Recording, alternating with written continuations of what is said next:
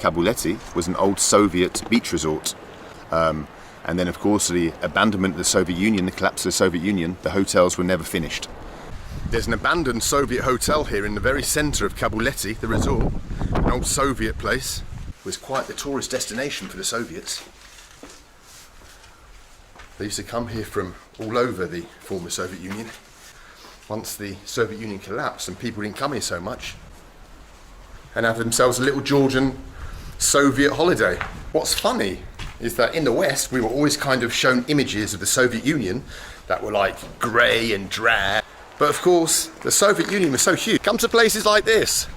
There's a whole beach resort full of Soviet hotties. But we shall defend ourselves with our Soviet oars.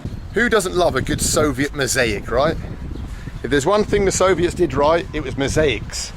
This Soviet place seems to have held up pretty well. They love mosaics in the Soviet Union. Look at this, his eyeballs are falling out.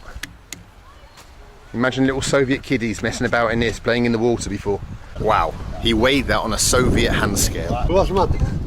Wow, old Soviet hand weight. In Soviet times, fishing was not allowed here because Soviet patrol boats. Would you like to come on a Soviet bicycle adventure? On a Soviet bicycle? ICE is a Soviet firm from Belarus. So let's do it now. Let's go and buy a Soviet bicycle. All right, we're off on the Soviet bike on a Soviet adventure. Now the first thing we need to do on a Soviet bike adventure is buy something that's even more important than the bike. I think a Soviet bike journey demands a deluxe Soviet vodka. Maybe it's this way, let's see. Let's ask someone. Here's a Soviet dude. You get a Soviet bell.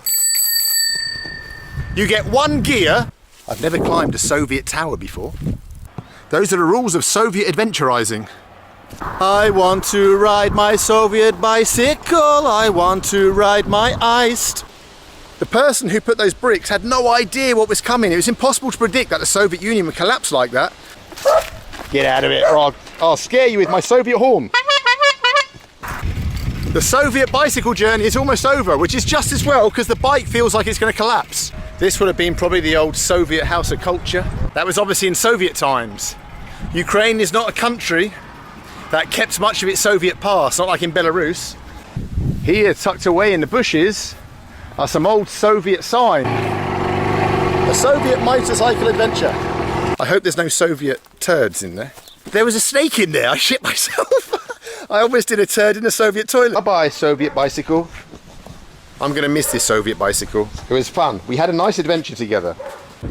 Did you enjoy the adventure? The Soviet bicycle adventure? I did. Look at this place. Look at this lovely Soviet bus station. Look at these Soviet chairs. This is probably the most Soviet... We will do. But this is probably the most Soviet bus station I've ever been in. Okay, let's investigate the seats. Give it a comfort. Were Soviet seats comfortable or not? Recently, you may remember, I tried climbing a Soviet tower. So before this was a port, obviously, in Soviet times, and then they shifted goods from the port onto the boats and they were sailed down to Odessa or wherever, I don't know, different towns down south on the Dnieper River. Look at this, a Soviet bird's nest. Made by a Soviet bird, I expect. Whoa, man, the Soviet crane climb. Oh, I'm on a swinging Soviet crane, I can't go on. I can't go on. If anyone wants to come on a beautiful Soviet holiday, come to Cherkasy. It's full of cranes and... So the question is, would you climb a Soviet abandoned crane? Well, that was a abandoned Soviet lift climb.